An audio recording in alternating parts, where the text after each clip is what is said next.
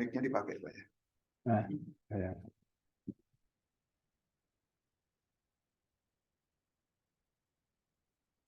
Assalamualaikum warahmatullahi wabarakatuh.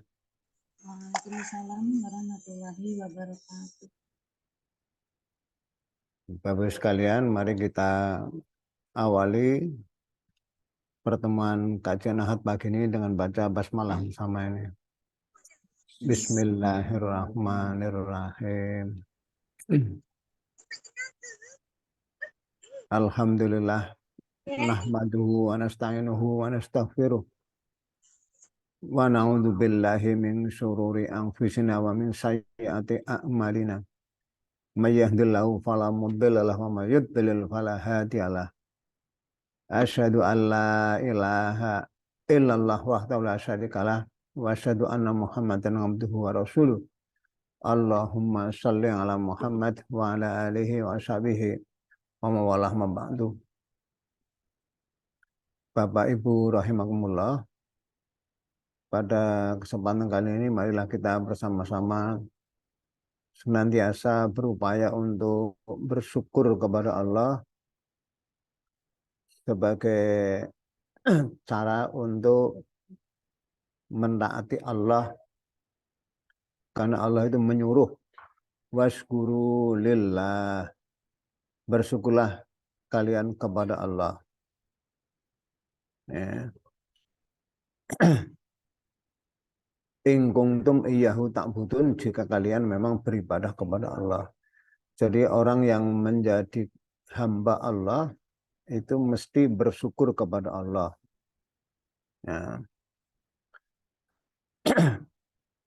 Nah, di antara perwujudan syukur kita, ya kita berdasarkan nikmat yang Allah berikan untuk memahami petunjuk Allah, Al-Quran, Alkitab, supaya pemahaman kita disesuaikan dengan kemauan Allah ini.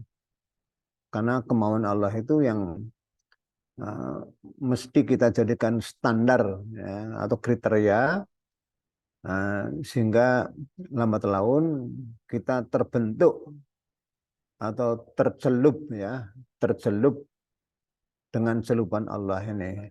Nah, sibghah dalam bahasa Al-Qur'annya ini.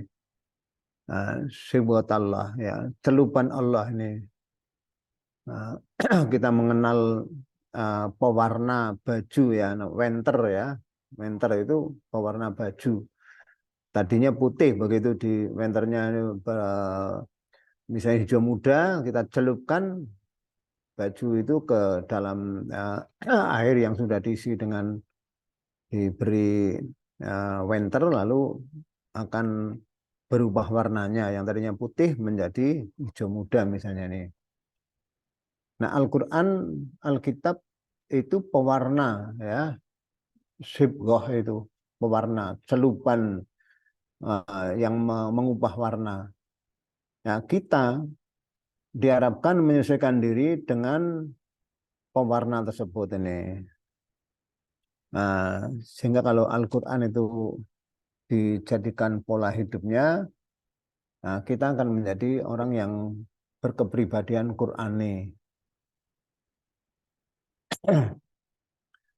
Nah, tema kita masih sekitar iman, ya. Pada pertemuan yang lalu sudah kita bicarakan juga tentang iman dalam Al-Quran, ya, karena banyak ayatnya, lalu kita pelajari satu persatu, ya. Ini. Iman bagi seseorang dalam pandangan Al-Quran itu adalah hal yang sangat penting. Bukan sekedar sangat penting, itu paling penting dalam kehidupan ini. Karena Al-Quran menginformasikan bahwa amal tanpa iman itu berujung dengan kesia-siaan. Tidak membuahkan produk yang positif ini. Produknya lalu negatif ini. Ya, memang kadang-kadang orang alergi dengan iman atau dengan agama, ya. sehingga agama dianggap tidak penting. Ya mungkin kalau dalam kehidupan bermasyarakat orang nggak berani mengucapkan agama itu nggak penting ini. Tapi nggak usah mengatakan hal itu pun orang sudah tahu tuh kalau orang itu menganggap penting atau tidak menganggap penting terhadap agama. Ya karena hal yang penting itu akan menjadi bahan pemikiran sepanjang masa. Ya sebagaimana orang menganggap penting makanan, lalu dia berupaya bagaimana bisa memperoleh sumber-sumber makanan. Nah, sehingga lalu makan dianggap penting bagi kehidupan seorang ini. Nah, kalau saja orang memandang iman seperti orang memandang makanan, ya, kedudukan makan bagi dirinya dan juga bagi orang lain, orang akan bersungguh-sungguh untuk mencari iman ini. Nah, tapi seringkali orang tidak demikian. Ya, orang lebih menganggap penting makanan atau sumber makanan daripada iman karena makanan itu berakibat pada fisik yang langsung dirasakan ini. Sementara orang yang tidak memenuhi kebutuhan-kebutuhan rohaninya tidak begitu terasakan ya. Meskipun bagi orang yang sudah tercelup dengan Al-Quran ya, nah, dia sadar betul kapan orang harus mempertahankan eh, apa itu daya tahan hidup jasmani dan rohaninya. Bukan hanya jasmani saja, tapi juga rohaninya ini. Bahkan orang yang sudah punya kepribadian Quran ini, hal-hal yang bisa merusak kebebasan jasmani rohaninya ya, itu akan dihindari kok. Misalnya yang bisa merusak kebebasan rohani kita atau hati kita atau pikiran kita, itu adalah kebaikan yang datang dari orang-orang yang tidak beriman. Yang dalam pepatah lama diungkapkan dengan istilah bil birri yusta'badul hurru. Nah, ini saya tuliskan ya supaya kita bisa melihat bagaimana duduk perkaranya ya, sebutan kebaikan yang muncul dari orang yang tak beriman ini.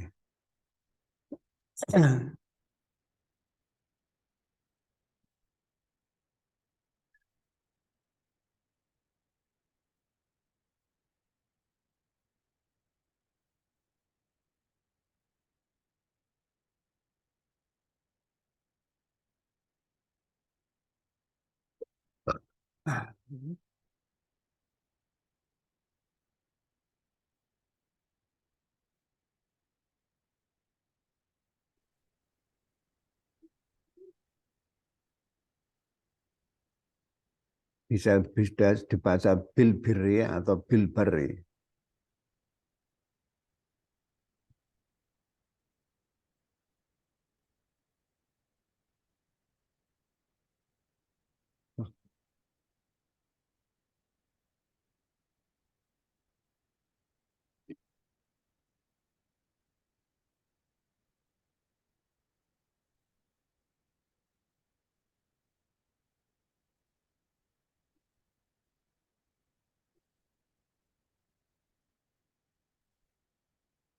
Ini artinya kurang lebihnya dengan kebaikan ya,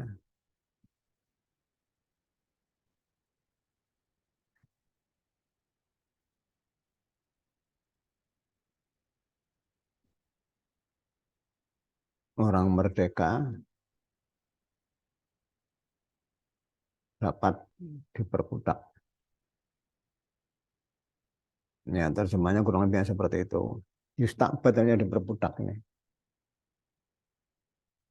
Jadi dengan kebaikan orang merdeka dapat diperbudak. Artinya apa? Seseorang memberi kepada orang merdeka, itu lalu orang merdeka ini bisa menjadi tidak merdeka lagi. yang dalam bahasa kita karena hutang budi. Nah, orang yang terlalu banyak hutang budi itu berubah situasinya yang tadinya merdeka menjadi tidak merdeka karena harus tunduk patuh kepada yang memberi. Nah, oleh karena itu kebaikan di sini bukan dalam pandangan Islam bukan kebaikan. Ya, itu perusak ya, perusak ya barang barang haram itu ya, barang haram ini. Nah, tidak sembarang kebaikan yang bisa membuat orang itu dari merdeka menjadi tidak merdeka, tetapi kebaikan yang tidak didasari keikhlasan.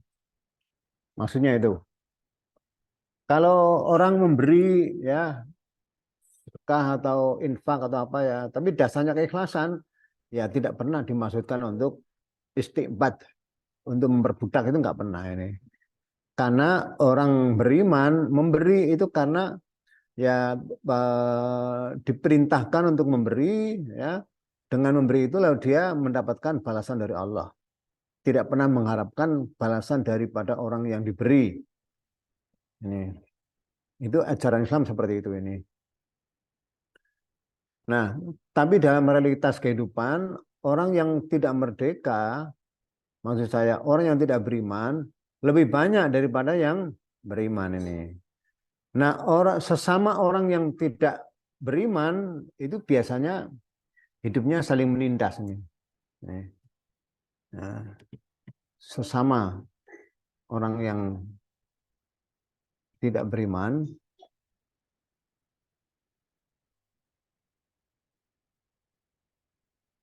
ya, biasanya saling menindas nih.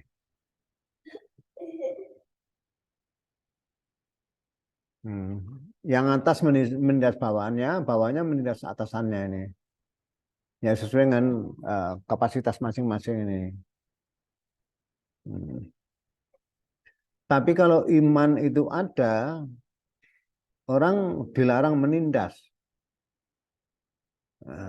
Menindas itu uh, tidak layak dikerjakan oleh manusia ini. Bahkan Tuhan pun juga andaikan dia menindas, dia yang paling pantas, tapi tidak dilakukan itu.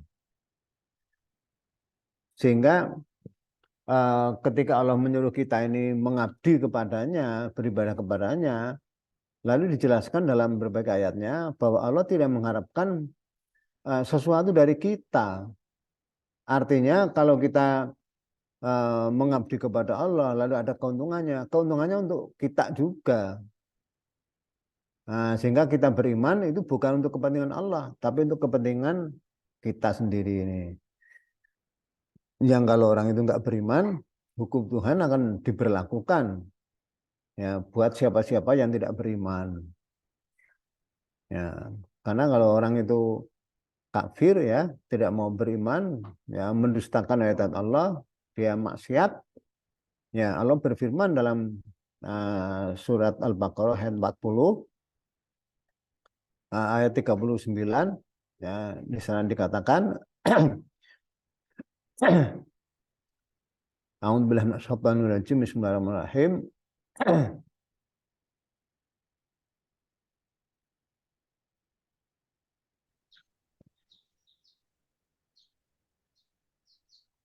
Walladzina kafaru wa kadzdzabu bi ayatina ulaika ashabun nar hum fiha khalidun. Orang-orang yang kafir dan mendustakan ayat kami, nah, mereka itulah penghuni neraka. Mereka kekal di dalamnya ini.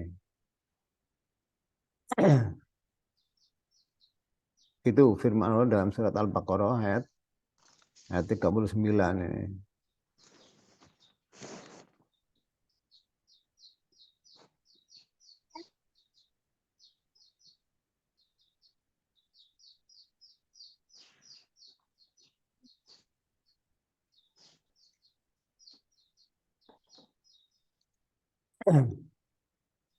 Ini artinya bahwa kalau kita tidak ingin bernasib seperti mereka, ya kita harus menjadi orang yang beriman dan membenarkan ajaran Tuhan ya, membenarkan ayat-ayat yang merupakan ajaran Tuhan, itu tidak lain adalah memahami dan mengamalkan atau memegang teguh.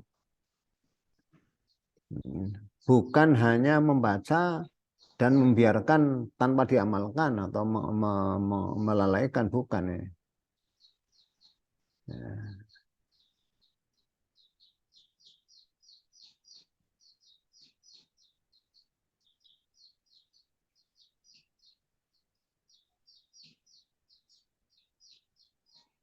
Orang-orang yang kafir dan mendustakan ayat kami, mereka itu penghuni neraka, mereka kekal di dalamnya. Di sini penentunya adalah mendustakan. Ya. Karena kafir ini ada dua kemungkinan. Ada kafir lantaran dia belum tahu sehingga tidak mengamalkan. Ada kafir karena sudah diberitahu tapi menolak atau mendustakan. Nah, yang kedua ini yang diancam dengan ayat ini. Kalau orang hidup tidak beriman lantaran ya belum pernah kedatangan nabi atau rasul atau mubalik ya atau dai ya, ustadz zaman sekarang ini, itu nggak bisa dikatakan sebagai orang yang diancam. Ya, karena orang-orang kafir yang tidak taat kepada Allah lantaran belum tahu itu dianggap sebagai orang yang belum pernah kedatangan Rasul. Ya, Allah bilang wa ma kunna mu'adzibina hatta nab'atsa rasula. Kami tidak akan menyiksa suatu kaum ya atau orang ya sampai kami mengutus kepada mereka seorang rasul. Nah, jadi termasuk semacam ahlul fatrah ya, orang yang hidup di saat di mana tidak ada rasul, meskipun itu sudah sesudah Rasulullah hidup, artinya di zaman sekarang misalnya ya. Karena anggapan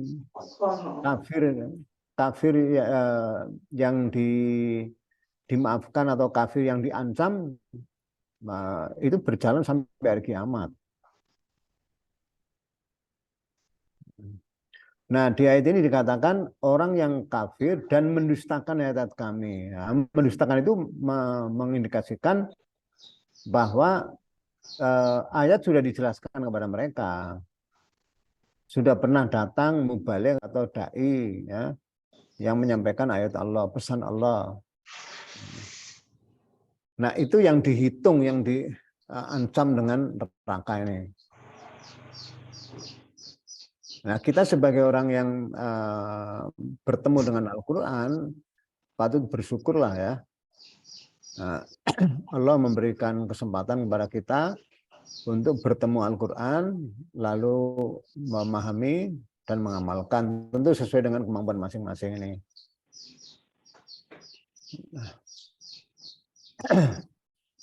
Nah, coba pada pertemuan yang lalu saya pernah menyampaikan ayat ini.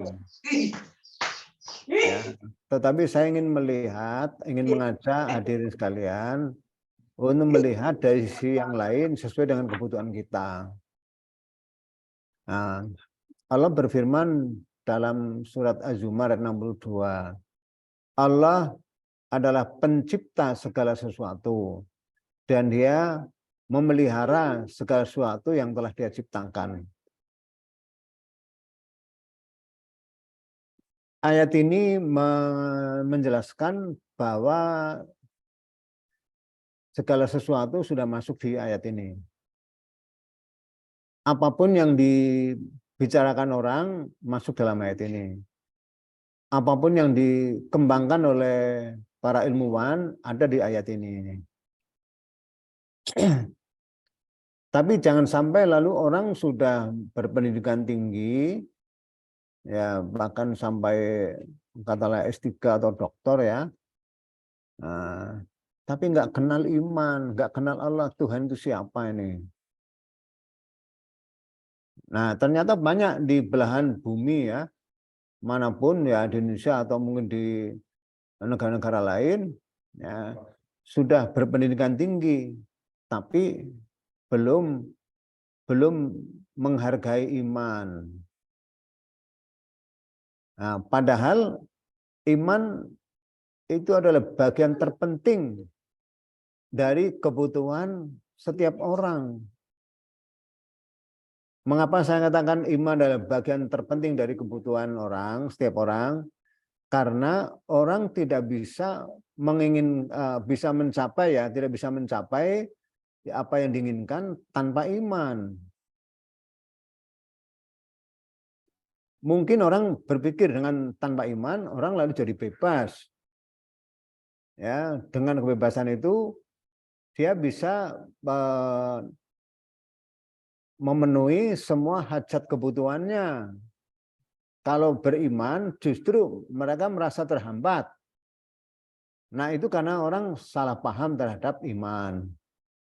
Ya, konsep iman. Seakan-akan iman itu untuk menghambat kebebasan seseorang ini. Padahal dalam Islam, iman itu justru untuk membebaskan dan memelihara kebebasan manusia sejak dia hidup di dunia ini sampai di akhirat nanti. Nah, itu tujuan daripada iman. Jadi untuk membebaskan manusia sehingga menjadi orang yang betul-betul merdeka ya, merdeka dalam kapasitasnya sebagai makhluk. Karena ya merdeka 100% itu hanya Allah yang punya. Kalau manusia kebebasannya sejauh kapasitasnya sebagai makhluk. Ya, kalau Allah bebas dalam arti bisa melakukan apa saja yang dia inginkan. Yang dalam Quran dikatakan fa'alun lima yurid. Dia bisa berbuat apa saja yang dia inginkan. Ya karena dia qadir, dia maha kuasa. Kalau manusia walaupun dikatakan sebagai makhluk yang paling tinggi tingkatannya, tapi tidak bisa punya sifat seperti Allah Al-Qadir yang maha kuasa ini. Sehingga misalnya manusia ya ingin menciptakan apa itu hewan kendaraan misalnya yang bisa membawa dirinya terbang kemana dia ingin, ya itu tidak akan bisa. Ya, karena nggak punya kapasitas, nggak punya kemampuan ini. Sehingga saya katakan kebebasan manusia dalam kapasitasnya sebagai makhluk. Ya, yang dalam Al-Qur'an dikatakan bebas di dunia dan bebas di akhirat. Dengan petunjuk iman, lalu orang bisa bebas di dunia ini. Di akhirat juga. Sehingga kebebasan seseorang di dunia maupun di akhirat itu dipelihara dan dikembangkan oleh Allah melalui petunjuk wahyu. Nah, kenapa lalu sebagian orang Islam ada yang alergi dengan kebebasan atau liberalisme ya, atau freedom yang dikembangkan di Barat? Ya karena orang Barat dengan modal freedom atau kebebasan tersebut itu lalu melakukan hal-hal yang oleh agama dilarang. Sehingga lalu orang Barat berkomentar orang Islam tidak bebas. Buktinya apa? Melakukan pergaulan bebas dilarang, memakan babi dilarang, jadi nggak bebas ini. Nah itu cara berpikir yang ya kurang memperhatikan faktor-faktor yang lain ini. Tapi kalau orang itu berpikir lebih holistik ya, lebih luas ini, dia tidak akan terjebak dalam kebebasan sempit. Tapi kebebasan yang luas itu yang semestinya dimiliki dan dikembangkan. Kalau orang beriman ya menjadi tahu bahwa babi misalnya diharamkan oleh Allah dalam kondisi normal, maka lalu kita tidak mau memakannya, tidak ingin memakannya, ya bukan berarti kalau kita menjadi orang yang tidak bebas. Ya, karena bagi orang beriman, Kalau makan babi itu dilarang, ya dia tidak berkeinginan. Kalau nggak berkeinginan, ya jangan dikatakan lalu tidak bebas. Ya, kalau nggak ada keinginan kan ya nggak perlu ada muncul ada istilah larangan atau penghalang ya atau tidak bebas ini nggak perlu. Nah, sehingga orang yang beriman tetap saja walaupun ada babi dia tidak merasa tidak bebas lantaran tidak ada keinginan kepada babi atau untuk makan babi ini. Itu contoh sederhana dalam kehidupan sehari-hari ini. Nah, jadi sebenarnya istilah, monggo Pak nih, istilah merdeka atau bebas ya yang dikumandangkan oleh orang-orang Barat ya, itu sebenarnya bagus, tapi isinya aja yang perlu diperbaiki, perlu dilengkapi ini. Sehingga seperti yang pernah saya sampaikan sebelumnya, seorang pemikir Muslim ya yang bernama Mahmud Muhammad Toha, nah ini ya, Mahmud Muhammad Toha, ya, dalam bahasa Arabnya tulisannya begini.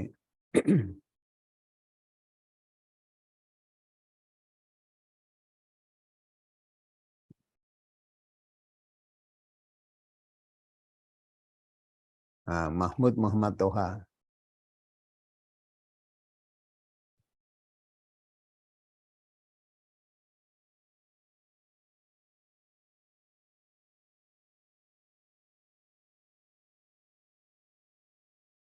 Begitu tulisannya nih.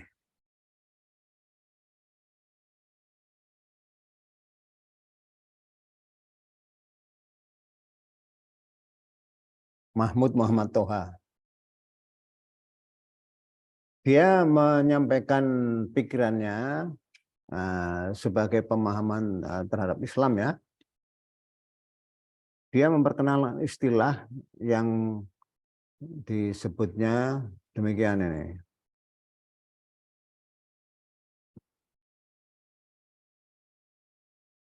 Ini teks aslinya dalam bahasa Arab ya.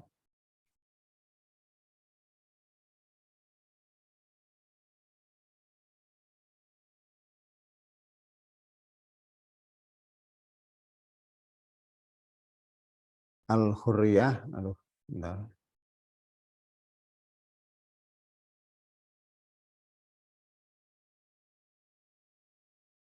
Ya, namanya nih.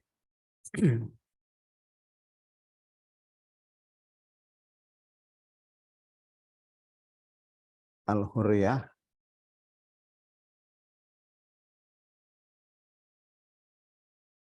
Al-Fardiyah,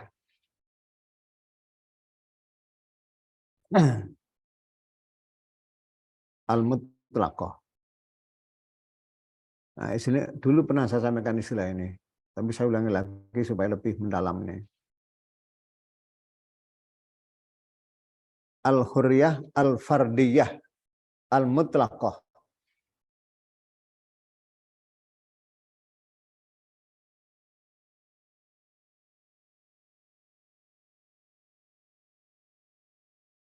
Al-Hurriyatu, Al-Fardiyatu, Al-Mutlaqatu.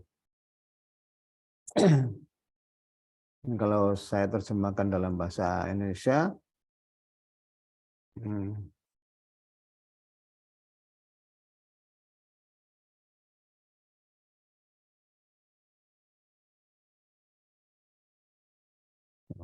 memang kebebasan mutlak individu. Kebebasan mutlak individu.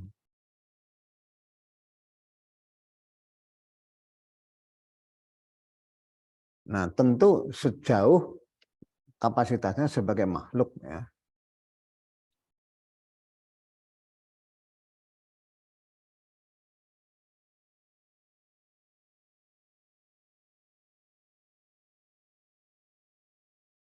Hmm.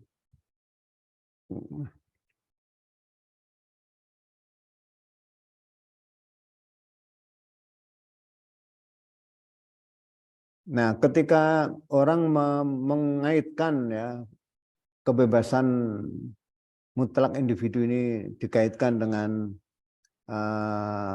manusia sebagai khalifatullah ya, sebagai wakil Allah, maka lalu orang pun tidak bisa membatasi bahwa kebebasan manusia itu hanya sampai sekian misalnya, tidak bisa ini. Karena wakil khalifah ya sebagai wakil Allah itu mengandaikan bahwa Allah Maha Kuasa, maka manusia sebagai wakil Allah pun akan bisa mengalami peningkatan-peningkatan sebagaimana kemampuan Allah. Artinya kalau Allah itu bisa melakukan hal-hal yang sekarang belum dilakukan oleh manusia, maka manusia pun dalam kapasitasnya sebagai khalifah lama-kelamaan atau lambat laun akan bisa melakukan hal yang tidak bisa dilakukan oleh manusia-manusia sebelumnya. Artinya manusia mengalami evolusi, ya, perbaikan yang jauh lebih baik daripada orang-orang sebelumnya. Nah, ini yang sering disampaikan oleh para ulama bahwa Al-Quran itu sholihun likulli zaman wa makan. Al-Quran itu cocok buat generasi manapun karena Al-Quran mampu memberikan pencerahan, ya, petunjuk untuk menjadi orang yang lebih baik, cocok dengan zamannya, cocok dengan tuntutan zamannya ini. Ya. Dulu waktu belum ada internet, belum ada medsos, ya orang berkomunikasi ya lewat surat atau langsung ya. Nah, tapi sekarang surat itu sudah disampaikan melalui email ya, yang sangat mudah untuk bisa diakses ya, bisa dinikmati oleh hampir semua orang asal maunya. Ya dulu zaman Rasulullah nggak pernah terbayangkan kalau akan ada muncul email, akan ada muncul medsos yang sekarang ini. Sehingga ketika kita sudah bisa menikmati ya, adanya email, adanya medsos ya, kita bisa berkomunikasi lebih cepat daripada orang-orang di masa lalu ini. Nah, saya kira ini perlu diskusikan lebih jauh supaya kita bisa menikmati pemikirannya Mahmud Muhammad Toha. Nah, yang saya anggap pemikiran Mahmud Muhammad Toha ini merupakan antitesa daripada pemikiran Barat. Ya. Karena Barat menyebut hurriyah atau kemerdekaan itu sifatnya masih duniawi. Belum sampai ke hubungan antara duniawi dengan ukhrawi.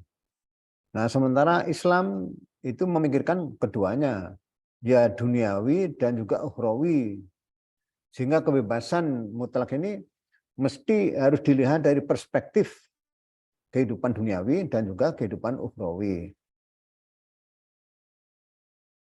Oke, saya contohkan ya, orang yang seorang Fir'aun ya, dia ketika dia hidup, dia merasa bebas, ya bisa berbuat apa saja yang dia mau ini. Tapi begitu meninggal dunia, dia tidak bebas lagi. Mengapa? Karena di akhirat dia dikendalikan oleh makhluk lain. Dirinya tidak bebas. Tapi kalau orang beriman, misalnya antitesanya Musa pada waktu itu ya, Musa itu sebagai orang yang merdeka di dunia dan di akhirat ini. Di dunia tidak ada yang menindas, di akhirat juga diberi kebebasan untuk menginginkan apa saja yang dia inginkan, dan kalau minta sesuatu nanti akan diberi. Nah, itulah penghuni surga. Di dunia dia beriman, di akhirat dia penghuni surga. Itu orang yang bebas dunia akhirat. Tentu sekali lagi kapasitasnya sebagai makhluk, bukan sebagai Tuhan. Karena Tuhan itu memiliki kemampuan yang tak terbatas, sementara kita terbatas ini. Mungkin itu yang sebagai pendahuluan ya, supaya dialog kita lebih matang nanti ya. Silakan saya beri kesempatan kepada Bapak sekalian untuk menyampaikan tambahannya atau pertanyaannya. Ada yang tanya Pak di chat. Oh ya, ya. Dari Muhammad Julianto. Izin bertanya terkait dengan pemberian kebaikan, yaitu bagaimana pandangan yang tepat atas kondisi Fir'aun dan Nabi Musa alaihissalam, di mana Fir'aun yang melayani dan membesarkan Nabi Musa dengan kekuasaannya. Namun justru Allah Subhanahu wa taala perintahkan Nabi Musa untuk menasihati Fir'aun, di mana orang yang berjasa bagi kehidupan Nabi Musa. Hingga Fir'aun akhirnya wafat dalam perlawanannya terhadap ajaran Nabi Musa. Itu mohon pencerahannya.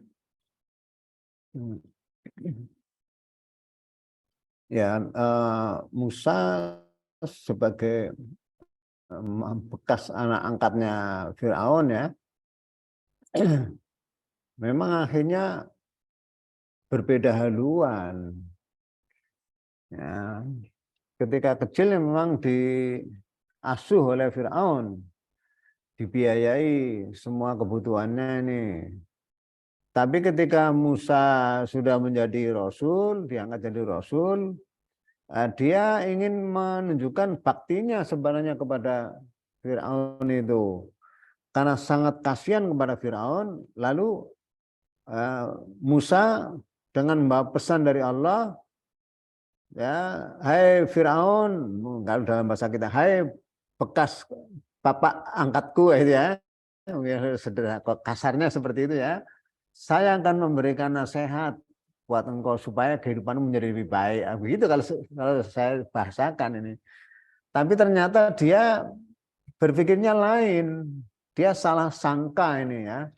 Dia salah sangka, bahkan dia berkomentar, loh kamu dulu kan jadi anak angkatku, kamu hidup bersama kami beberapa tahun, kok kamu nggak tahu balas budi itu. Nah gitu, diungkit-ungkit oleh Fir'aun ini. Nah, itu menggambarkan bahwa Fir'aun memang orang yang tidak berbuat ikhlas. Nah, terbukti kebaikan yang dia lakukan tidak diharapkan untuk mendapatkan pahala dari Allah, tetapi hanya untuk mengharapkan balasan yang bersifat duniawi. Nah, itulah Fir'aun ya. Jadi kalau Musa alaihissalam menasehati Fir'aun, ya itu karena cintanya Musa kepada Fir'aun, alias cintanya Allah kepada Fir'aun. Tapi dia nggak mau. Nah kalau nggak mau bukan karena apa itu telah diputuskan oleh Allah sebagai orang kafir yang mati dalam kekafirannya. Tapi karena orang itu sendiri yang memang tidak mau menerima nasihat Musa. Ya mustahil lah kalau Tuhan Allah menyuruh manusia beriman, kalau lalu ada orang yang diputuskan oleh Allah sepihak bahwa dia menjadi orang kafir. Tidak. Menjadi orang kafir karena kekafiran itu sendiri. Karena orang itu sendiri yang bertingkah atau memilih ya, memilih dirinya sebagai orang kafir ini. Sehingga dia harus bertanggung jawab ini.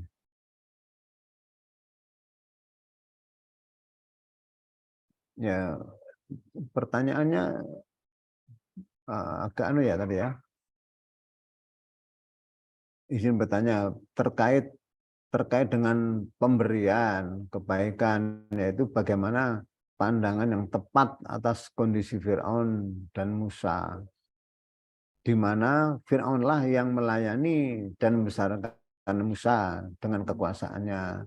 Namun justru Allah memerintahkan Nabi Musa untuk menasehati Fir'aun, orang yang berjasa bagi kehidupan Musa, hingga Fir'aun akhirnya wafat dalam keadaan dalam perlawanannya terhadap ajakan Nabi Musa alaihissalam. Ya karena dia Fir'aun ini tidak sadar kalau dirinya akan mati, dirinya nanti akan dihakimi oleh Allah. Allah akan memberlakukan hukumnya, hukum kausalitasnya kepada dirinya. Dia nggak paham. Karena dia menganggap Tuhan Musa itu tidak ada. Ya, ketika dia hidup kan minta kepada Haman untuk, hai Haman, tolong buatlah menara yang tinggi, bangun yang tinggi. Saya akan naik ke sana untuk melihat Tuhan Musa. Ada enggak? Memang ada Tuhan Musa ini. Nah, setelah dia naik, ternyata enggak didapati Tuhan Musa ini. Nah, setelah dia melakukan semacam riset gitu ya, kemudian dia berucap, ya, fahasarofanada. Lalu dia mengumpulkan semua manusia yang bisa dikumpulkan. Fakola, lalu dia berkata kepada mereka ini, ana rabbukumul a'la, aku adalah pengatur Tuhanmu yang maha tinggi. Jadi menganggap dirinya jadi Tuhan, karena ternyata memang Tuhan Musa itu tidak ada. Jadi ketika Fir'aun berucap seperti itu pun sudah didukung oleh riset. Ya, riset ini. Wah, nyatanya nggak ada kok Tuhan Musa ini. Jadi kalau dia nggak menemukan Tuhan Musa, lalu dia mengatakan, saya adalah Tuhanmu yang maha tinggi. Ya, itu sudah sesuai dengan kesimpulan yang pada umumnya orang percaya. Nah, sehingga ya Fir'aun diikuti oleh banyak orang. Tapi orang yang beriman kepada Tuhan Musa dan menjadi pengikut Musa, ya punya haluan yang berbeda.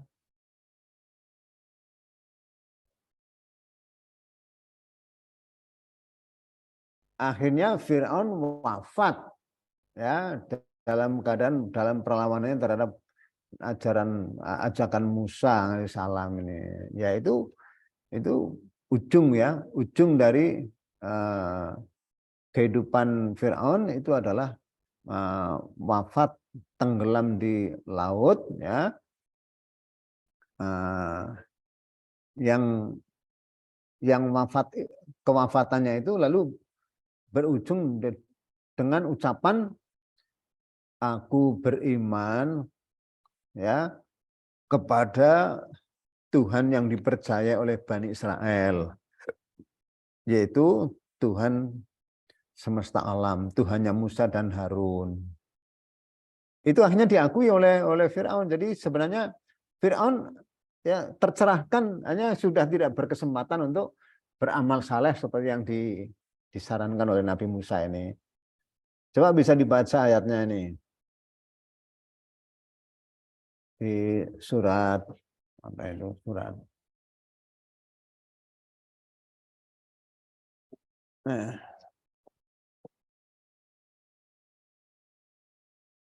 Surat Yunus Pak ya.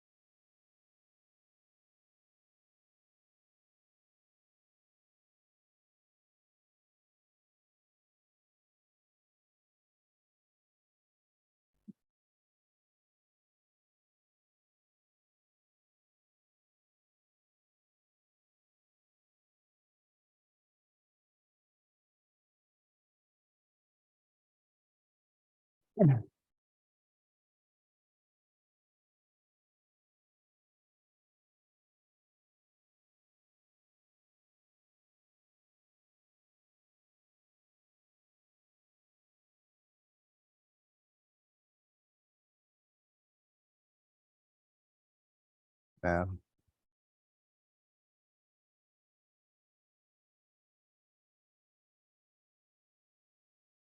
Surat Yunus ayat 90. Ini akhir ya, akhir perjalanan Fir'aun ya.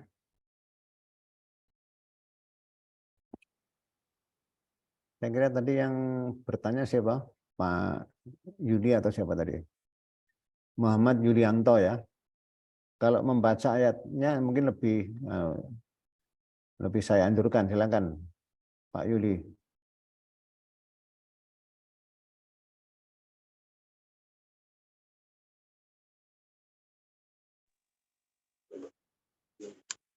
Saya Nyuki nggih, Prof.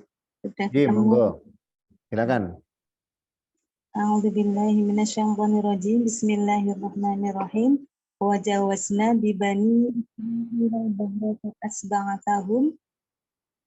fa'asba'ahum fir'aunu wa junuduhu baghyan wa 'adwa hatta idza adrakahu al-gharaqu qala amantu annahu la ilaha illa alladzi amanat bihi banu Israila wa ana minal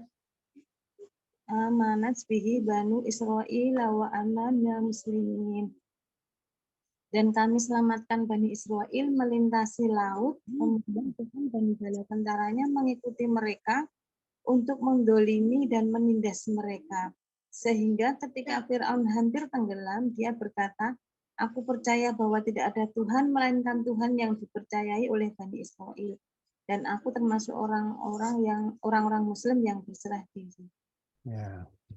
Ini akhir perjalanan Fir'aun. Jadi dia berujung dengan keimanan ya, berujung dengan iman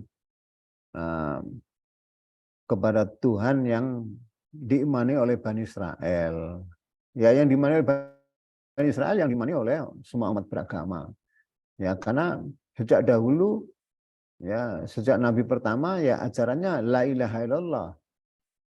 Nah, Allah ini bisa diungkapkan dengan cara-cara yang lain ya. Di sini dikatakan la ilaha illa alladzi amanat bihi Bani Israel. Ya, tiada Tuhan selain Tuhan yang diimani oleh Bani Israel ini. Maksudnya Bani Israel yang sudah ikut Musa ya, ikut Musa ini. Kalau Bani Israel yang tidak ikut Musa, yang tetap ikut Fir'aun, kalau tidak beriman ya tetap aja tidak beriman. Atau imannya ya masih percaya kalau Tuhan mereka adalah Fir'aun. Seperti pernyataan Fir'aun dahulu gitu ya. Nah, karena Al-Quran merekam itu dengan baik ya. Bahwa Fir'aun mengaku dia sebagai Tuhan itu direkam dalam Al-Quran. Ya. Mbak dibaca ayatnya surat apa itu An-Nazi'at Pak ya.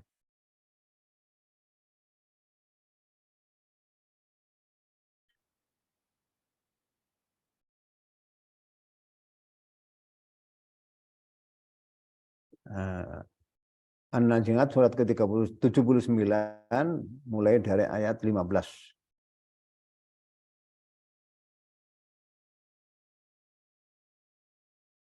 Sampai 24. 15 sampai 24.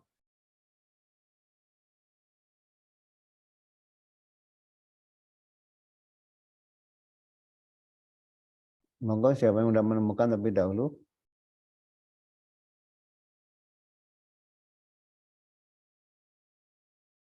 Saya Prof. Nggih, monggo. A'udzubillahi minasyaitonirrajim. Bismillahirrahmanirrahim.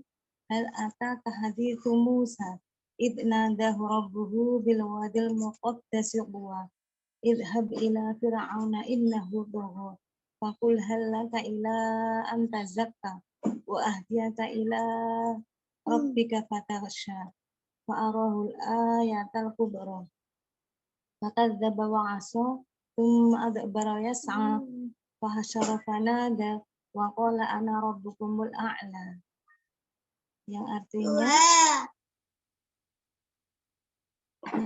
Sudahkah sampai kepadamu Muhammad kisah Musa ketika Tuhan memanggilnya Musa di lembah suci yaitu lembah Tua. Pergilah engkau kepada Firaun, sesungguhnya dia telah melampaui batas. Maka katakanlah kepada Firaun, adakah keinginanmu untuk membersihkan diri dari kesesatan? Dan engkau akan kupimpin ke jalan Tuhanmu agar engkau takut kepadanya. Lalu Musa memperlihatkan kepadanya mukjizat yang benar. Tetapi dia Fir'aun mendustakan dan mendurhakai. Kemudian dia berpaling seraya berusaha menantang Musa.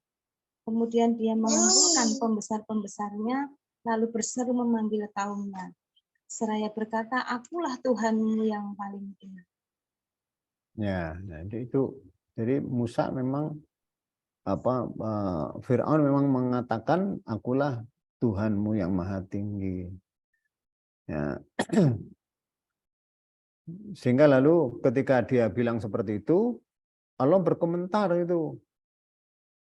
Ya, di surat Yunus ayat 91-nya ini. Baru sekarang toh kau mengaku beriman. Padahal selama ini kamu orang yang suka maksiat ini. Nah, sementara di surat An-Nazi'at ayat kelanjutannya, ayat 25-nya, maka Allah menyiksa mereka, menyiksa Fir'aun dengan azab di dunia dan juga di akhirat. Di akhirat dan juga di dunia ini. Nah, kalau melihat ayat kelanjutannya, ya pengakuan Islam, pengakuan iman si Fir'aun itu nggak diakui. Ya, nggak diakui. Karena kalau diakui, lalu nggak ada muncul ancaman fa'khudahullahu nakal akhirah. Lalu Allah menyiksanya dengan azab di akhirat, tidak akan muncul seperti itu. Nah, sebagian kaum sufi, ya orang seperti Ibnu Arabi, ya Al-Jili, ya itu menganggap bahwa ya ungkapan keimanan Fir'aun diterima oleh Allah. Nah, tapi kalau melihat dari kelanjutan ayatnya, tidak menggambarkan itu. Ya, apalagi di ayat lain juga ada perintah secara tegas kepada malaikat yang bertugas untuk memasukkan keluarga Firaun ke dalam neraka. Keluarga Firaun bukan istrinya ya, walaupun istrinya itu keluarganya secara fisik, tapi bukan itu. Karena istri Firaun itu dimasukkan ke surga. Tanya dimasukkan keluarga Firaun dan bala tentaranya yang sepaham itu loh. Yang sepaham itu, yang disuruh masukkan ke dalam neraka ini. Dan itu tegas ya, tegas itu.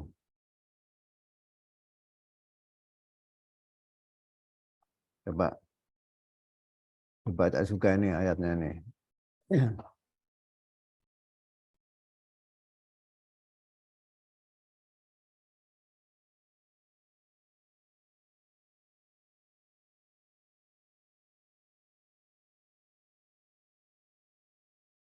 Surat Ghafir, surat ke-40 ayat 46.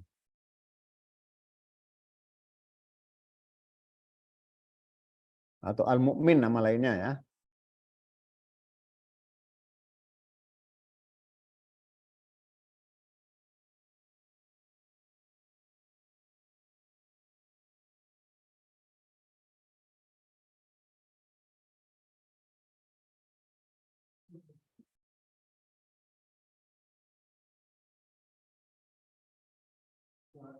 Ya, silakan.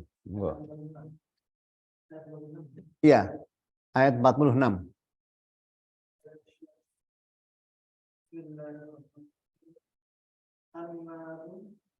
Ya, terus silakan.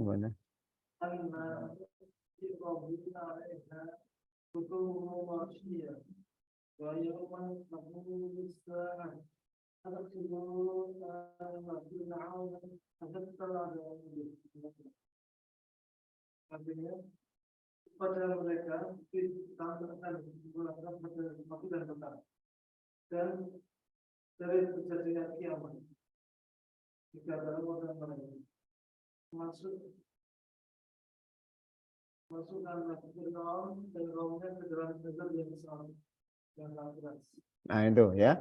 Jadi perintahnya tegas sekali. Wa adkhilu itu Allah perintah kepada para malaikat yang bertugas ini. Adkhilu ala fir'auna asyaddal azab. Masukkanlah ya keluarga Fir'aun. Ya tidak lain adalah Fir'aun dan kawan-kawan. Bukan istrinya, karena istrinya nanti difirmankan tersendiri di ayat lain ya. Dia berdoa kepada Allah, mohon dibuatkan bangunan rumah di surga. Dan Asia istri Firaun itu dijadikan istri teladan ya, istri teladan. Kalau menjadi istri, istilah salah satunya seperti istri Firaun ini. Jangan ikut-ikutan suaminya kafir ikut kafir ya. Tapi ya kafir itu urusan pilihan dia ya. Ini yang perlu kita contoh ini. Nah, meskipun ada ulama seperti Ibnu Arabi, ya itu hak dia untuk menafsirkan seperti itu. Ya, Al-Jili ya itu hak dia untuk berkomentar seperti itu. Tapi teks-teks yang lain tidak mengendaki demikian ini. Ya bahkan ya orang seperti Ibnu Arabi itu juga berkomentar. Yang bilang ana rabbukumul a'la itu bukan Fir'aun. Aku adalah Tuhanmu yang maha tinggi, itu bukan Fir'aun itu. Yang bilang itu Allah.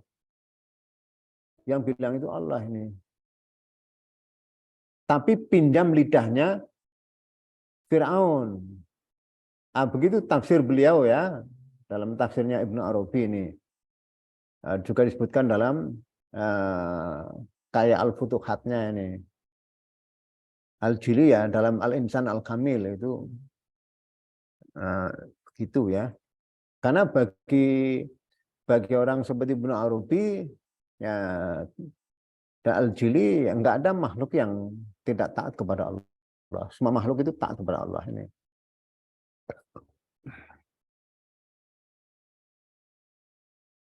Nah, kalau pemikiran Nabi Muhammad itu seperti Al-Jili dan Ibnu Arabi, tentu Rasulullah tidak mengajak orang-orang kafir Quraisy untuk beriman. Tapi kenapa Rasulullah mengajak ini? Kalau orang kafir itu dianggap sebagai hal yang lumrah dan taat kepada Allah, ya kenapa lalu didakwai? Para nabi itu diutus untuk berdakwah, mengajak manusia beriman kepada Allah ini. Begitu ya, ini memang perlu diperdebatkan lebih jauh lagi ya supaya bisa diperoleh pemahaman yang lebih mendalam ini. Tapi untuk sementara ya dalam hal ini saya tidak bisa sepakat ya, atau belum bisa sepakat dengan pemikirannya Ibnu Arabi ya. Ya karena Ibnu Arabi juga ya seorang manusia biasa seperti kita ya. Sebagaimana Rasul juga manusia biasa ini. Tapi kalau Rasul dapat wahyu dari Allah, kalau Ibnu Arabi ya dapat ilham atau ilmu laduni yang diklaim sebagai ilmu laduni ini, yang diterima dari Allah ini. Tapi manapun yang benar, walau alam bisawab ya, hanya Allah yang tahu mana yang lebih benar ini. Begitu Pak Muhammad Yulianto. Ini ada lagi ya, dari Bapak Sutarman ini. Bismillahirrahmanirrahim. Assalamualaikum warahmatullahi wabarakatuh. Terkait pentingnya nilai-nilai keimanan yang kuat yang terdapat dalam peristiwa Isra Mi'raj setelah pasca Isra Mi'raj, Nabi Muhammad SAW menyampaikan perjalanan beliau. Saya ulangi, setelah pasca Isra Mi'raj Nabi Muhammad SAW menyampaikan perjalanan beliau dalam Isra Mi'raj kepada penduduk Mekah. Namun berita tersebut ditolak mentah-mentah oleh Abu Jahal dan pengikutnya.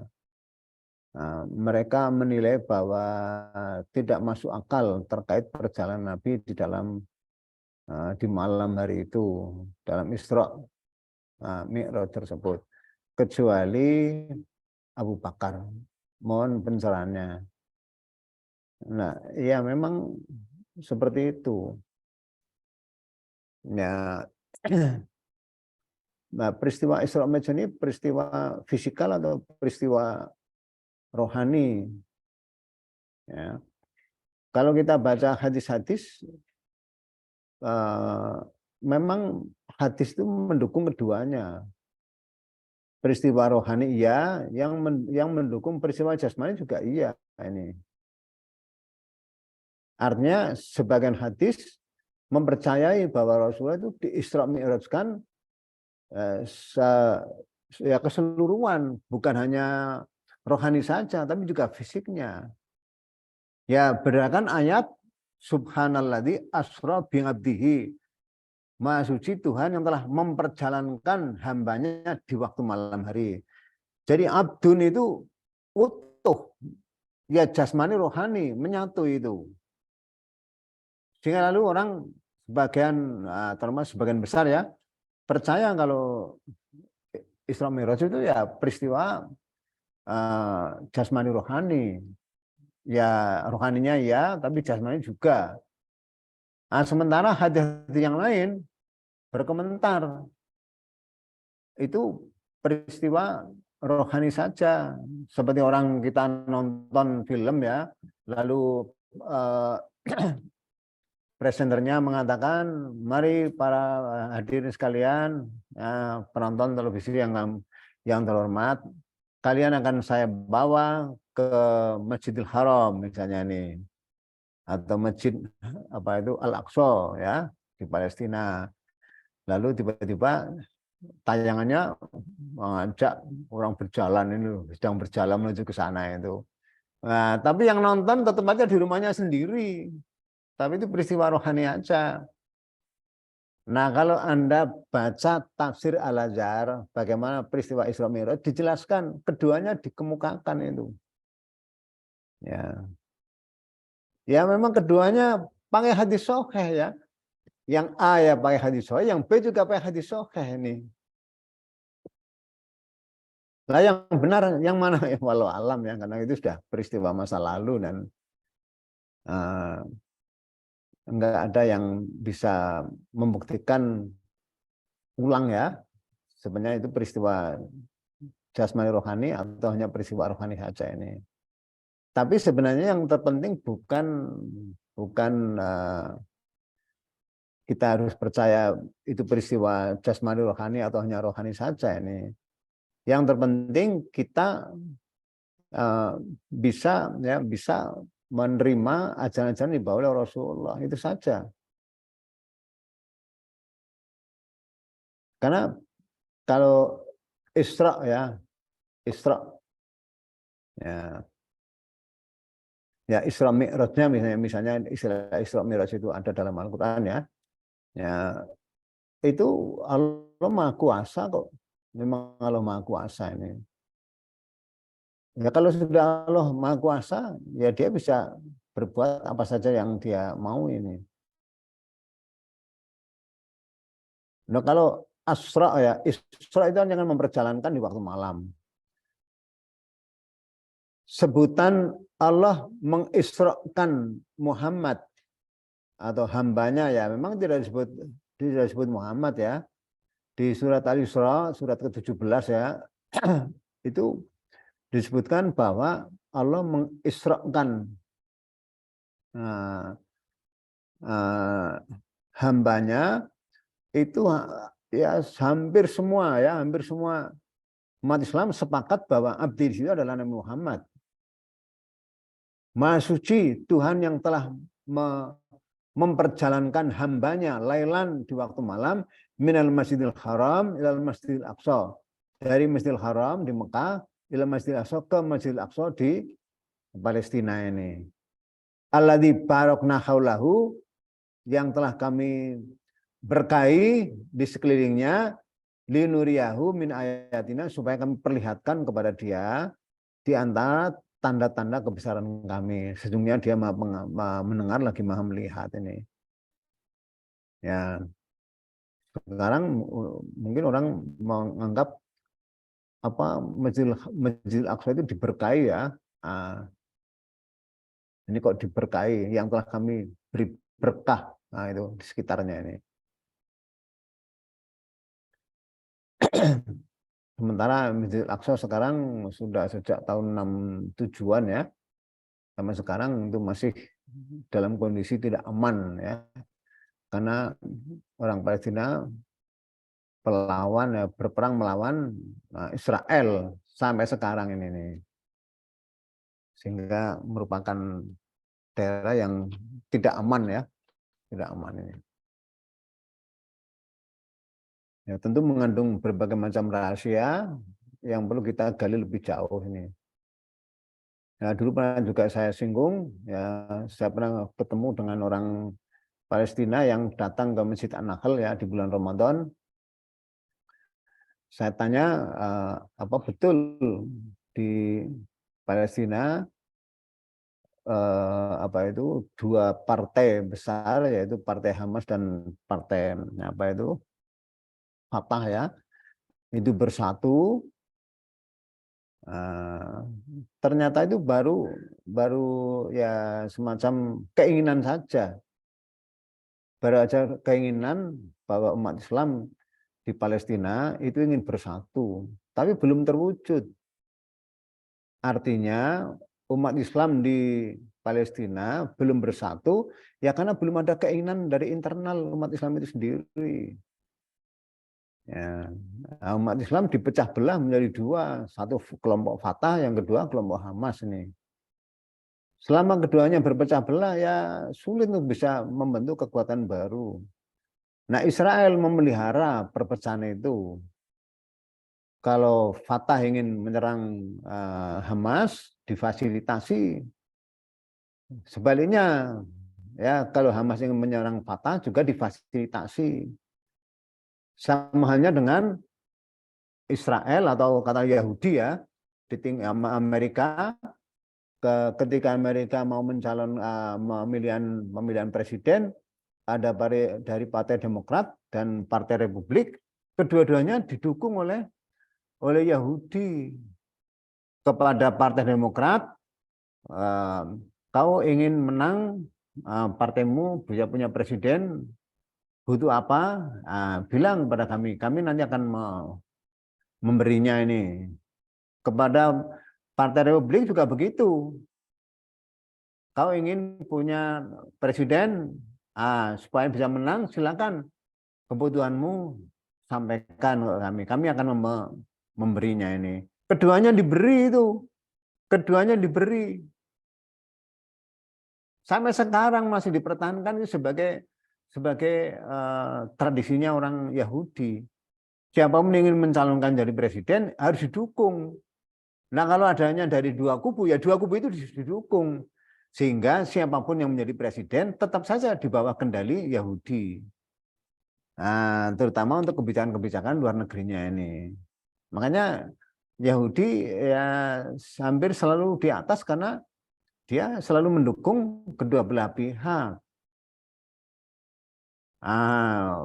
Umat Islam belum punya cara-cara seperti itu. Wajar kalau sekarang Yahudi tetap masih paling atas ya. Sehingga presiden-presiden Amerika selalu mengikuti kemauan Yahudi karena memang logikanya seperti itu. Saya kira begitu untuk Isra Mi'raj ya. Terima kasih Ustaz. Saya kira nggak bisa diputuskan ya, karena kedua belah pihak itu ada dasarnya ini. Kalau orang menolak mentah-mentah ya, karena orang itu hanya menggunakan penalarannya sendiri. Dia tidak menggunakan penalaran-penalaran yang lain atau sumber-sumber yang lain ini. Apa lalu ajaran-ajaran wahyu nggak nalar kan juga nalar semua toh? Ya kalau sebagainya dianggap tidak nalar ya karena dia tidak menggunakan sumber-sumber yang lain. Nah, jangankan mengisrokan Muhammad, ya peristiwa yang lebih besar itu bisa dia Allah lakukan kok. Ya kalau saya percaya saja lah seperti Abu Bakar percaya ayatnya ada kok. Begitu Pak Dr. Sutarman. Boleh Terima kasih izin, Ustadz. izin tanya Prof. Monggo silakan. Menambahkan yang Isra Mi'raj dari Pak Dr. Sutarman tadi. Ya. Apa betul yang Isra Mi'raj itu naik buruk gitu loh, Bro? Pakai buruk yang bersayap, terus apa itu cerita Israelnya, terus ada mukanya yang udah cantik gitu loh, Prof. Saya agak bingung, kemarin di internet ada gambar-gambar seperti itu. Iya, ya menurut saya itu cerita Israiliyat. Ya, buat-buat ya, buat-buat ini. Ya, Terus kebanyakan hadis tentang Isra Mi'raj itu Israiliyat ya.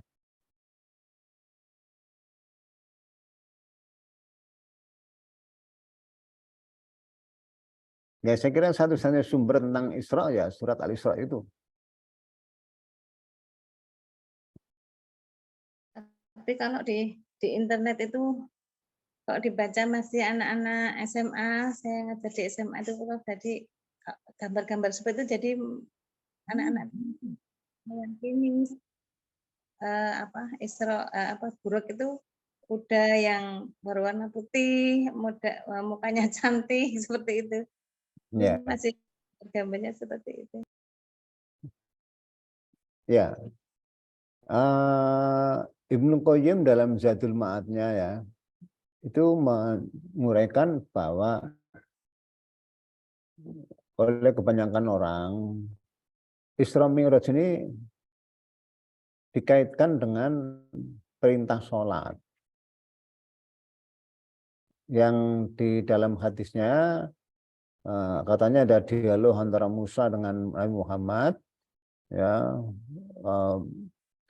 pesan yang Allah berikan kepada Muhammad itu apa? Sholat, umat Muhammad suruh sholat 50 waktu.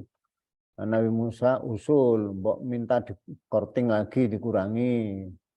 Terus terjadi tawar-menawar, ya, lalu sampai menjadi 5. Itu oleh Ibnu Qayyim, ya, oleh Ibnu Qayyim itu dikomentari bahwa hadis tersebut tidak terpelihara. Itu artinya hadisnya tidak bisa dipertanggungjawabkan. Ya, bahwa itu nanti efeknya panjang ya, panjang. Kalau orang tidak jeli memang ya percaya saja ya, percaya saja. Tapi kalau orang itu jeli ya enggak seperti itu.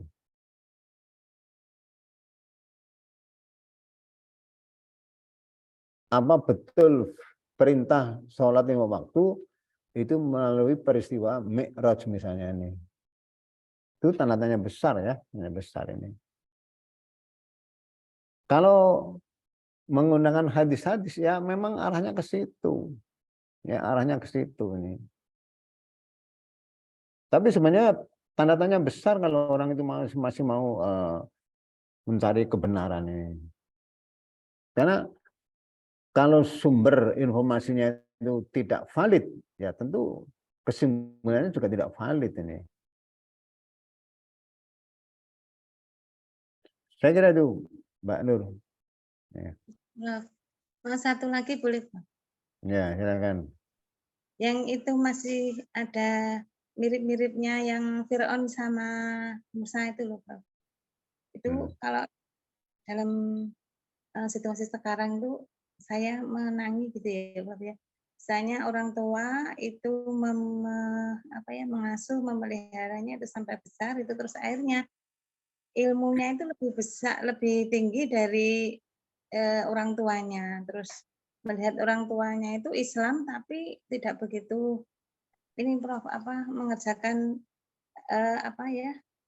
Islamnya itu kurang bagus gitu ya. Kalau misalnya jadi anaknya itu memberi saran tapi ditolak itu gimana? Nanti tetap akhirnya ya nggak lurus itu orang tuanya gitu, gimana Prof?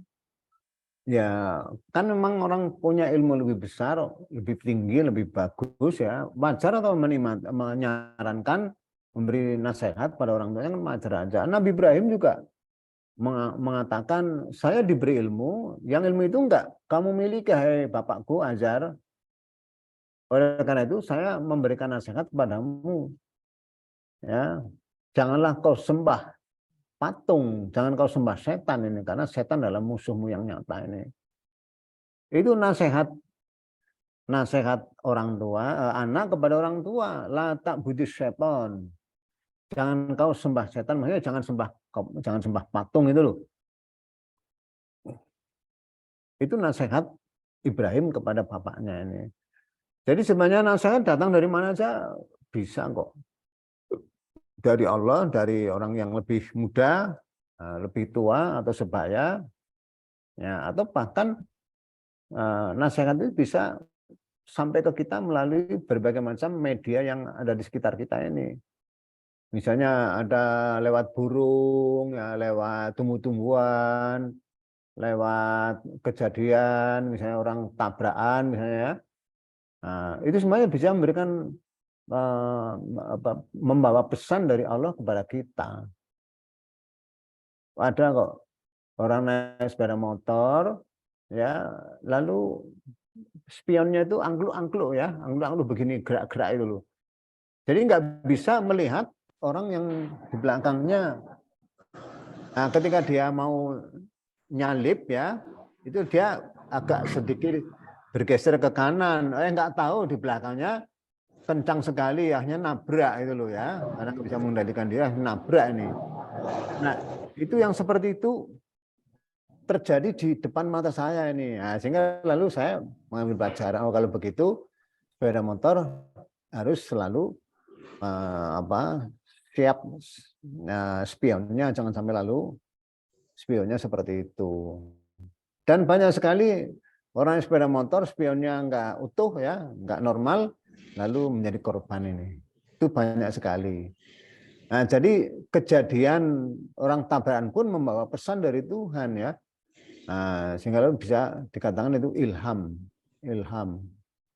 Ya, peristiwa negatif tapi membawa pesan positif buat kita ini, sehingga kita tidak akan sembrono dalam naik sepeda motor atau berkendaraan ini. Ya, kan ilham bisa bisa didapat oleh seorang melalui apa saja. Saya kira itu, Bu Nur. Iya, terima kasih sekali. Yang lain, monggo.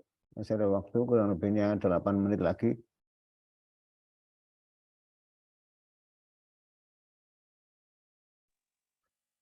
Menanyakan lagi yang tadi berarti sholatnya yang Isra Mi'raj itu? Iya, silakan. Koneksinya, Kenapa? koneksi dari sana.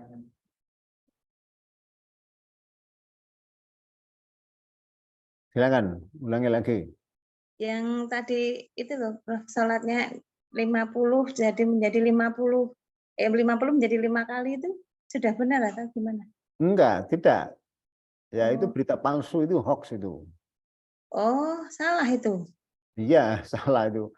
Oh, Kata Ibnu Qayyim, laisa bimahfud, itu dalam bahasa kitabnya ya. Nanti bisa dibaca di Zadul Ma'ad ya. oh, Ya.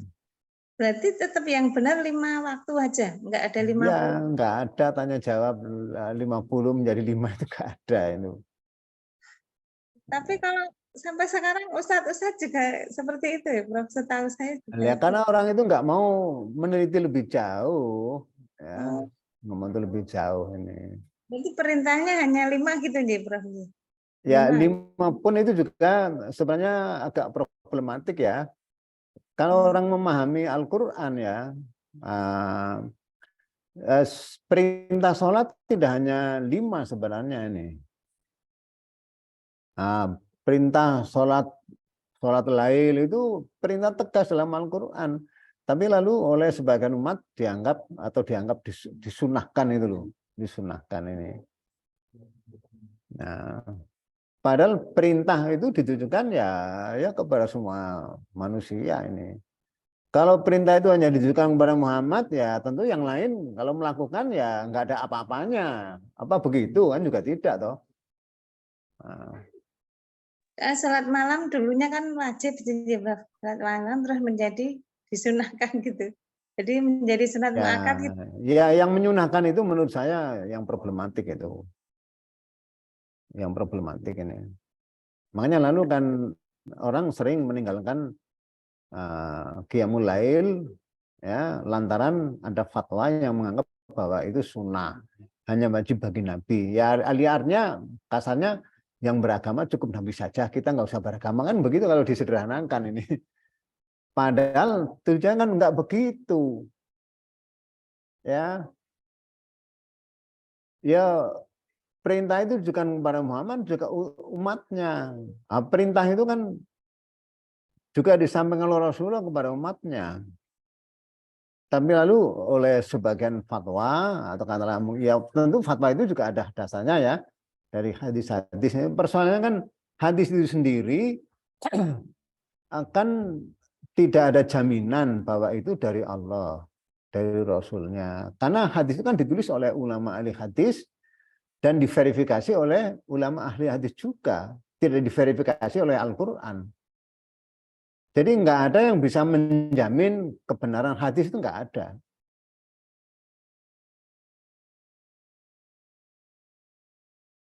Ya bisa benar, bisa salah itu loh ya. Bisa benar, bisa salah ini. Berarti gini, Tapi Prof. Al-Quran yang menyuruh ya, Yang menyuruh ya. salat malam itu di Prof, itu kan Iya, diperintahkan secara tegas. Nabi aja sampai mengganti di siang hari gitu ya, Prof. Betul, ya, betul. Nah, para ulama-ulama besar juga seperti itu. Ya, setiap malam ya, mereka sholat ya.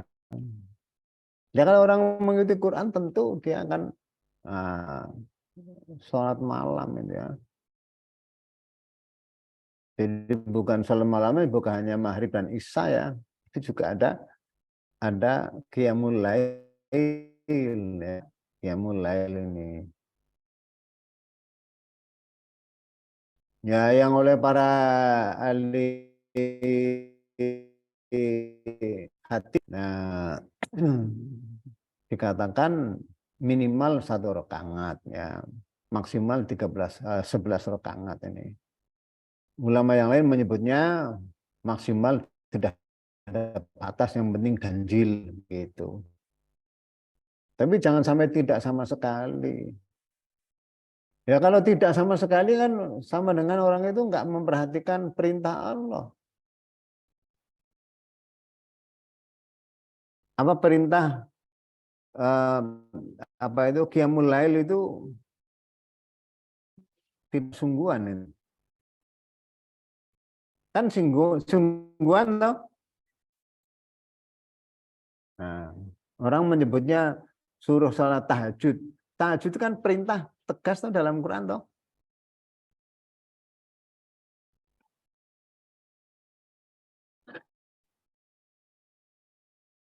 Nah, tapi karena lalu ada sebutan nafilatan, ya, dianggap sebagai tambahan, lalu dianggap sebagai sunnah ini. Ya.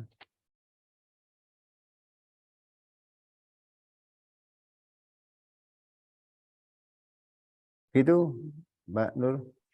Ya, Prof, matur nuwun sangat pas jam. Yang lain Sedikit lagi? Ustadz, termasuk Iya. ini Ustadz, sholat sunnah Iya. duha itu termasuk Kalau perintah Quran menurut, itu ya. kalau menurut saya duha itu suatu garusan.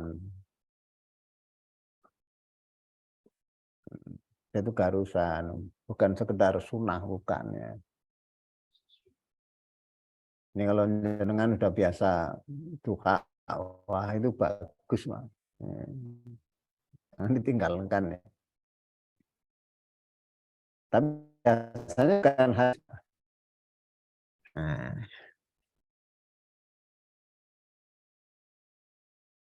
ya.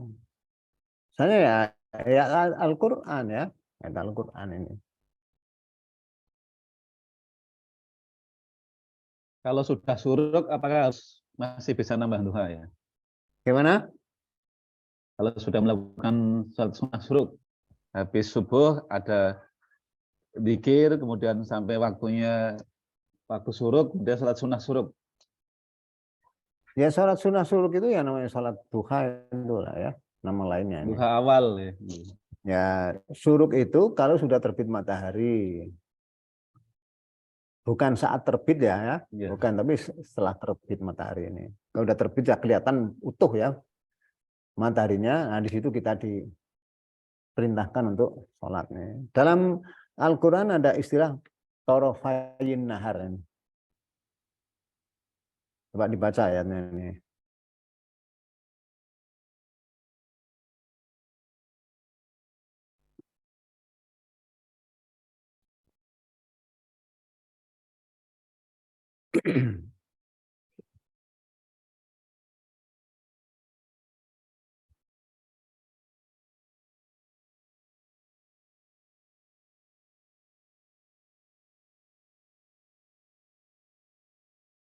Surat Hud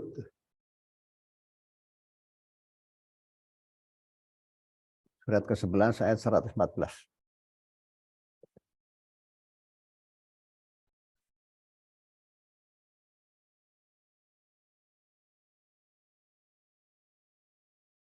Ya, silakan dibaca.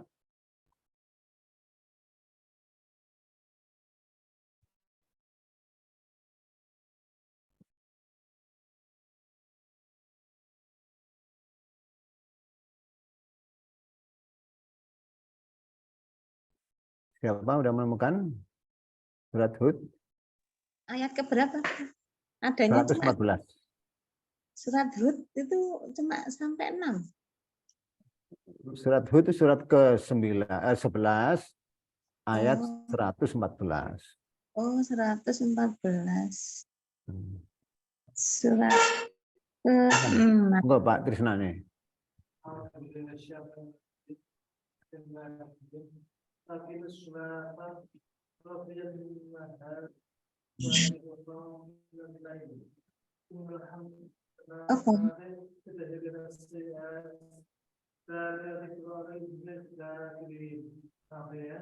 Dan dirikanlah sholat itu pada kedua putri siang, pagi dan petang, dan pada sebagian permulaan dari malam. Sungguhnya perbuatan yang itu menghapuskan dosa perbuatan yang buruk. Itulah peringatan bagi orang yang ingat. Ayat ini Pak Dr. Tarman ya memerintahkan sholat 3 sholat itu loh. Pagi hari, sore hari, dan petang atau maghrib ini. Sulafam minal lail itu adalah sholat maghrib. Nah, torofayin itu 2 ujung siang. 2 ujung siang itu ya setelah matahari terbit dan sebelum matahari terbenam. Itu namanya ujung siang ini. Ujung itu ya ujung awal dan ujung akhir.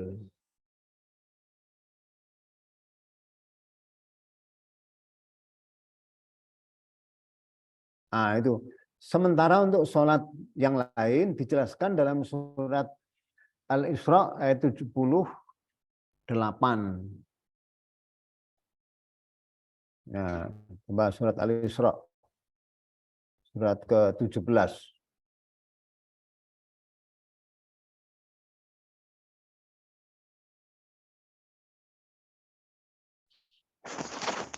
Saya baca nggih Ustaz. Ya, silakan. Surat Al-Isra ayat 78. A'udzubillahi minasyaitonirrajim. Bismillahirrahmanirrahim. Aqimis sholata liduluki syamsi ila ghasaqil laili wa qur'anal fajr. Inna qur'anal fajri kana mashhuda. Laksanakanlah sholat sejak matahari tergelincir sampai gelapnya malam. Dan laksanakan pula sholat subuh. Sungguh sholat subuh itu disaksikan oleh malaikat. Ya, ayat ini menyebutkan atau memerintahkan sholat, yaitu sholat liduluki syams, matahari gelincir itu adalah sholat duhur. Sholat duhur. Ila ghasaqil lail itu sholat malam. Sholat malam artinya sholat isya setelah gelap datang itu ya, ada matahari terbenam, itulah awal daripada malam, tapi belum gelap. Belum gelap. Kalau sudah gelap ghosakil lail namanya sholat isya. Jadi ini perintah sholat duhur dan sholat isya. Wa Qur'anal fajr itu sholat fajar atau sholat subuh. Jadi di ayat ini ada tiga perintah sholat, yaitu duhur, isya, dan subuh atau fajar ini. Nah untuk qiyamul lail itu ada ayat sendiri.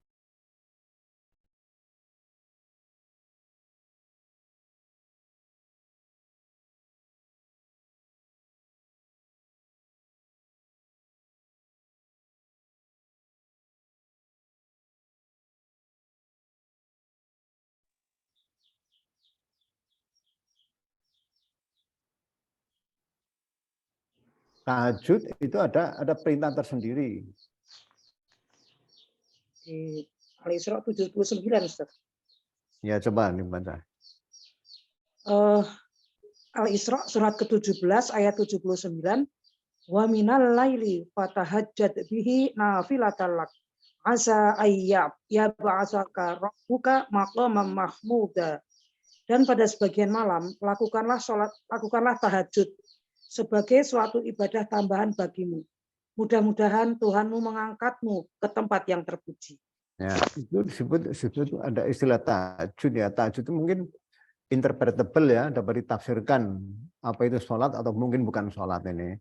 Tapi lalu ada perintah yang tegas yang dilaksanakan itu menegakkan sholat di malam hari.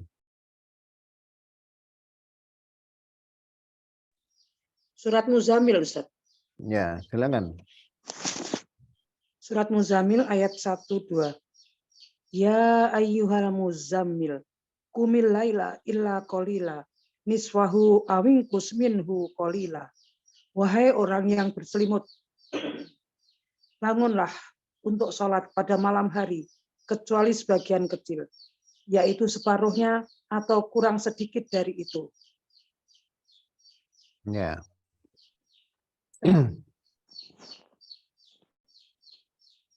Jadi diperintahkan untuk qiyamul lail ya. Yang di ayat lain juga di akhir surat Al-Muzammil itu ya, ada disebutkan waktunya ya.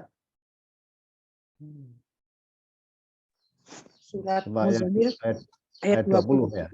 Ya. Surat Muzammil surat ke-73 ayat 20.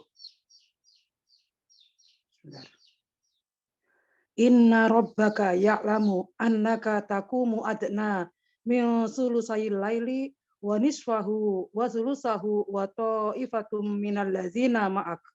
Wallahu yuqaddirul laila wan nahar. Alima allan tuhsuhu fataba alaikum faqra'u ma tayassara minal Qur'an. Alima an sayakunu minkum marda wa akharuna yadribuna fil ardi yabtaghuna min fadlillah wa akharuna yuqatiluna fi sabilillah faqra'u ma tayassara min wa aqimus sholata wa atuz zakah wa aqridullaha qardan hasana wa ma tuqaddimu li anfusikum min khairin tajiduhu indallah huwa khairan wa a'zama ajra wastaghfirullah innallaha ghafurur rahim. Sesungguhnya Tuhanmu mengetahui bahwa engkau berdiri sholat kurang dari 2/3 malam atau 1/2 malam atau sepertiganya, dan demikian pula segolongan dari orang-orang yang bersamamu. Allah menetapkan ukuran malam dan siang. Allah mengetahui bahwa kamu tidak dapat menentukan batas-batas waktu itu, maka Dia memberi keringanan kepadamu. Karena itu, bacalah apa yang mudah bagimu dari Al-Quran. Dia mengetahui bahwa akan ada di antara kamu orang-orang yang sakit dan yang lain berjalan di bumi mencari sebagian karunia Allah, dan yang lain berperang di jalan Allah, maka bacalah apa yang mudah bagimu dari Al-Quran, dan laksanakanlah sholat, tunaikanlah zakat, dan berikanlah pinjaman kepada Allah, pinjaman yang baik. Kebaikan apa saja yang kamu perbuat untuk dirimu, niscaya kamu memperoleh balasannya di sisi Allah sebagai balasan yang paling baik dan yang paling besar pahalanya. Dan mohonlah ampunan kepada Allah. Sungguh Allah Maha Pengampun, Maha Penyayang. Nah, jadi di sini dikatakan inna rabbaka ya'lamu annaka. Sungguh Tuhanmu mengetahui bahwa kamu di sini adalah Nabi Muhammad. Takumu berdiri untuk sholat, maksudnya bukan sekedar berdiri ya, berdiri untuk sholat, ya kurang dari sepertiga, kurang dari 2/3 malam, atau sepertiganya, atau setengahnya, atau sepertiganya. Dan nah ini segolongan orang yang ikut bersamamu. Itu jadi sebagian sahabat memang ya, sebagian sahabat yang mengikutinya ini. Jadi sholat malam yang waktunya mungkin bisa di awal-awal ya, awal-awal setelah sholat Isya, juga mungkin pertengahan, juga mungkin sepertiga yang akhir. Nih. Ya kurang dari 2/3 kan awal ya, awal. Pertengahan ya pertengahan ya. Sepertiga yang akhir ya mungkin 1 jam atau 2 jam yang akhir lah ya. Itu Qiyamul Lail ini. Jadi yang ada perintah ya, yang disebutkan waktu-waktunya dalam Al-Quran itu ada 7 ya, 7 macam itu. Tapi kalau orang nggak mau mempelajari Al-Quran dengan sungguh-sungguh ya, ya sudah merasa cukup dengan 5 sholat ini. Bahkan yang lain cukup dengan 2 sholat ya, dengan 2 sholat ini. Atau yang lain ada 3 sholat ini.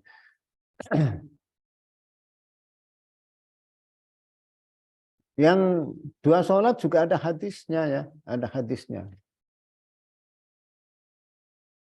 Dalam riwayat Musnad Imam Ahmad bin Hanbal, atau dalam musnadnya ya, itu dia meriwayatkan satu hadis, ya, Rasulullah memerintahkan untuk sholat 5 waktu, kemudian ada seorang sahabat komplain kepada Rasulullah, ya Rasulullah kami sibuk ya, banyak pekerjaan ini. Lalu dia minta, ya perintahkan aja kepadaku perintah yang jamek. Lalu Rasul berkomentar, jika kamu terpaksa juga ya banyak pekerjaan, jangan kau tinggalkan 2 sholat. Nah itu, jangan kau tinggalkan 2 sholat ini.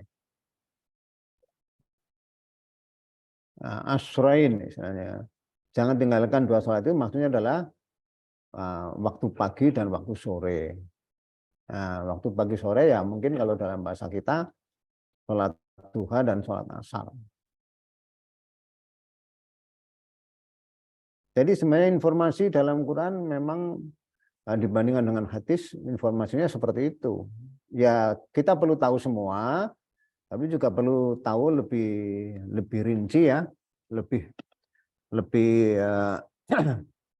mendekati kebenaran ya. Karena kalau dasarnya itu tidak valid ya, kesimpulan juga bisa jadi keliru ini. Nah, kalau kita tahu sejarahnya bagaimana hadis itu muncul, kita betul-betul perlu hati-hati kok. Karena terlalu banyak informasi yang sebenarnya informasi itu adalah buatan-buatan orang-orang yang tidak suka kepada Islam. Supaya umat Islam terpalingkan dari ajaran Al-Quran ini. Saya kira itu Pak Dr. Tarman. Nggih, atur suwun Ustaz.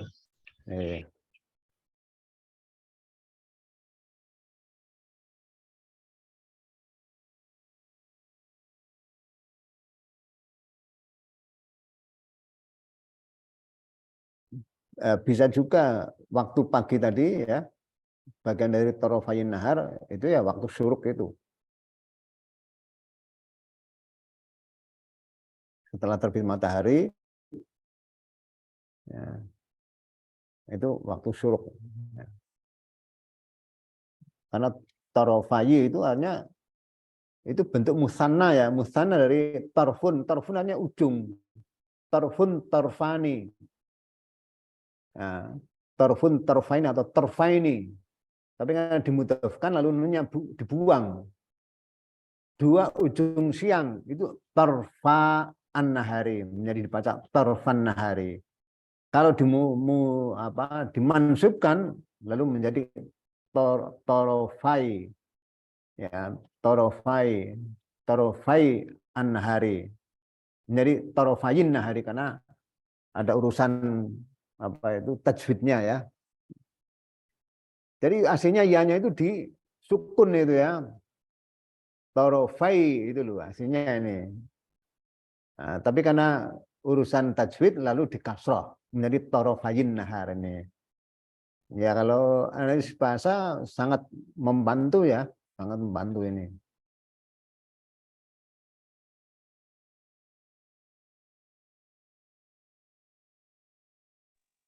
Sudah lewat 20 menit. Mohon maaf ya. Kurang lebihnya mohon maaf. Mari kita tutup pertemuan ini dengan membaca Alhamdulillah nengkau majelis ini. Alhamdulillah. Asyhadu an la ilaha illa anta astaghfiruka wa atubu ilaik. Matur Terima kasih. Assalamualaikum warahmatullahi wabarakatuh. Waalaikumsalam.